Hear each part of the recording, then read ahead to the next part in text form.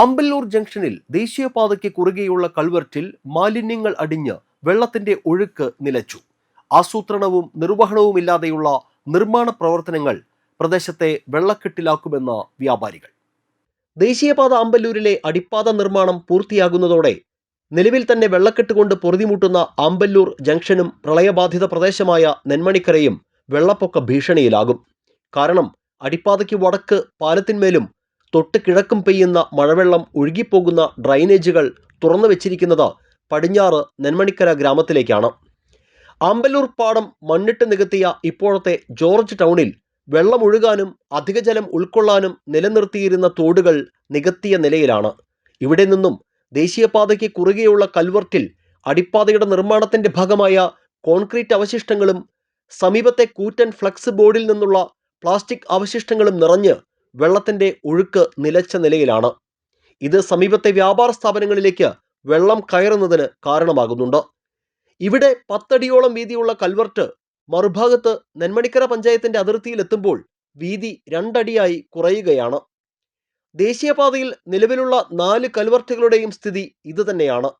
പല ഭാഗങ്ങളിലും തോട് ചുരുങ്ങിയും തീരെ ഇല്ലാതായും വെള്ളത്തിന്റെ ഒഴുക്ക് തടസ്സപ്പെട്ട് വെള്ളം മുഴുവൻ വീടുകളിലേക്കും വ്യാപാര സ്ഥാപനങ്ങളിലേക്കും കയറുന്ന സ്ഥിതിയാണെന്ന് വ്യാപാരി വ്യവസായി ഏകോപന സമിതി ആമ്പല്ലൂർ യൂണിറ്റ് പ്രസിഡന്റ് ജോയ് പണ്ടാരി പറഞ്ഞു. ആമ്പല്ലൂർ മേഖലയിലെ വ്യാപാരികൾക്കും കുടുംബങ്ങൾക്കും എല്ലാ വർഷവും ദുരിതങ്ങൾ സമ്മാനിച്ചുകൊണ്ടുള്ള ഒരു നിർമ്മിതിയായി പോയി നമ്മുടെ ഈ കൽവെട്ട്. സുഗമമായി വെള്ളം ഒഴുകി പോകുന്നതിനാണ് കൽവെട്ട് നിർമ്മിക്കുന്നത്. പക്ഷേ ഇതൊരു തടയണ പോലെയാണ് ഇപ്പോൾ പ്രവർത്തിക്കുന്നത്. ആ സുഗമമായിട്ട് ഒഴുകി വരുന്ന വെള്ളം, അതിൽ വരുന്ന മാലിന്യങ്ങൾ ഇതിൽ വന്ന് തടയും. ആ തടഞ്ഞ് പിന്നെ ഒരു തടയണ പോലെ. അതിൻ്റെ പ്രധാന കാരണം ഇതിൻ്റെ ഒരു നിർമ്മിതിയുടെ പ്രശ്നമാണ്. പണ്ട് ഇതിൻ്റെ ഇരട്ടി വലിപ്പമുണ്ടായിട്ടുണ്ട് ഈ കൽവെട്ട്. പുതിയതായിട്ട് പുതുക്കി പണിതപ്പോൾ, അടിപ്പാത ഇതായിട്ട് ബന്ധപ്പെട്ട് പുതുക്കി പണിതപ്പോൾ ആ സാധനം പകുതിയായിട്ട് കുറച്ചു. മാത്രമല്ല ഈ അടിപ്പാത പടിഞ്ഞാറ് ഭാഗത്തേക്ക് എത്തുമ്പോഴേക്കും ഒരു 2 അടി വീതിയായിട്ട് കുറഞ്ഞു. ചുരുക്കി പറഞ്ഞൊരു തുരങ്കത്തിൽ കൂടെ കടന്നു പോകുന്ന പോലെയാണ് ഇപ്പോൾ വെള്ളം കടന്നു പോകുന്നത്.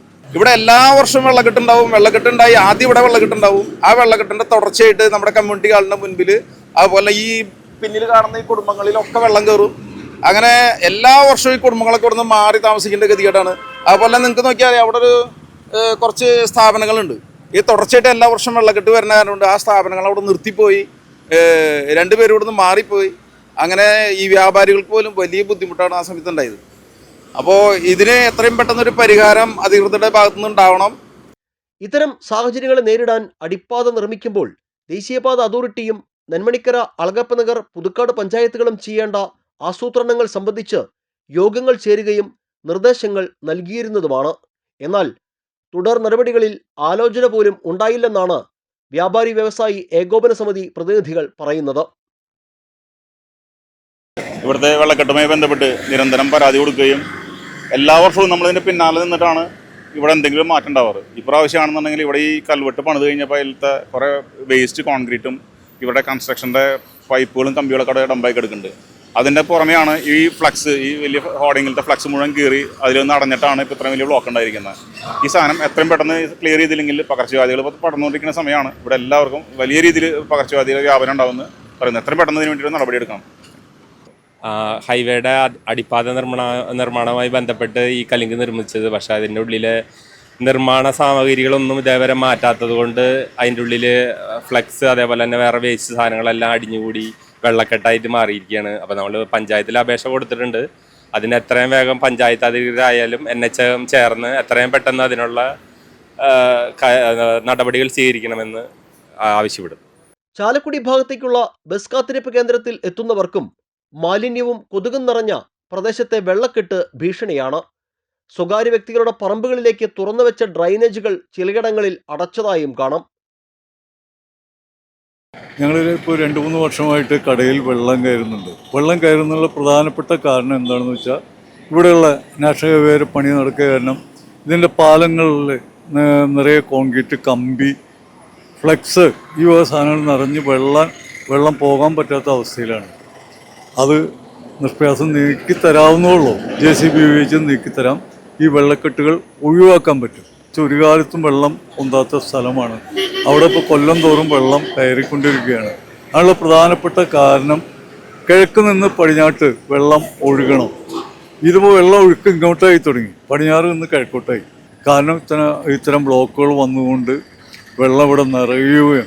അതിന് പുറമെ ഇവിടെ വെള്ളം കെട്ടിക്കിടക്കുന്ന കണ്ടറിയാം.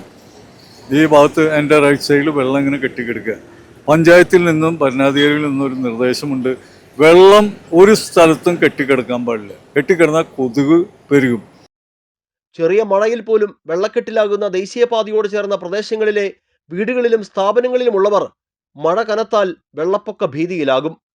ജൂലൈ ഓഗസ്റ്റ് മാസങ്ങളിൽ മഴ കനക്കുന്നതിന് മുൻപ് വിഷയത്തിൽ അടിയന്തര നടപടി സ്വീകരിക്കണമെന്നാവശ്യപ്പെട്ട് അളഗപ്പനഗർ പഞ്ചായത്ത് അധികൃതരെ സമീപിച്ചിരിക്കുകയാണ് വ്യാപാരികൾ.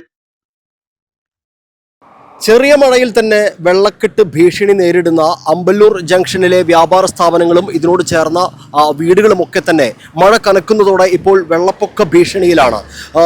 നേരത്തെ അമ്പല്ലൂർ പാടം മണ്ണിട്ട് നികത്തിയ ഇപ്പോഴത്തെ ജോർജ് ടൗണിൽ വെള്ളം ഒഴുകാനും അധിക ജലം നിലനിർത്താനും സ്ഥാപിച്ചിട്ടുള്ള ദേശീയപാതയ്ക്ക് കുറുകെ സ്ഥാപിച്ചിട്ടുള്ള ഈ തോടുകളെല്ലാം തന്നെ നികന്ന നിലയിലാണ്. ദേശീയപാത നിർമ്മാണത്തിന്റെ ഭാഗമായ കോൺക്രീറ്റ് അവശിഷ്ടങ്ങളും ഒപ്പം തന്നെ ഈ വലിയ ഫ്ലക്സ് ബോർഡിൽ നിന്നുള്ള വലിയ ഫ്ലക്സുകളുടെ അവശിഷ്ടങ്ങളും ഒക്കെ തന്നെ ഈ തോടിൽ വന്നടിഞ്ഞ് തോടിൽ വെള്ളത്തിൻ്റെ ഒഴുക്ക് നിലച്ച നിലയിലാണ്. ഇത് എത്രയും വേഗം പഞ്ചായത്തിൻ്റെ നേതൃത്വത്തിൽ ഈ തോട് വൃത്തിയാക്കാനും വെള്ളക്കെട്ട് ഭീഷണി ഒഴിവാക്കാനും അടിയന്തര നടപടികൾ സ്വീകരിക്കണമെന്നാണ് വ്യാപാരികൾ ഒന്നടങ്കം ആവശ്യപ്പെടുന്നത്. ക്യാമറാമാൻ നന്ദുവിനൊപ്പം ആൻഡോ കല്ലേരി, NCTV ന്യൂസ്, പുതുക്കാട്.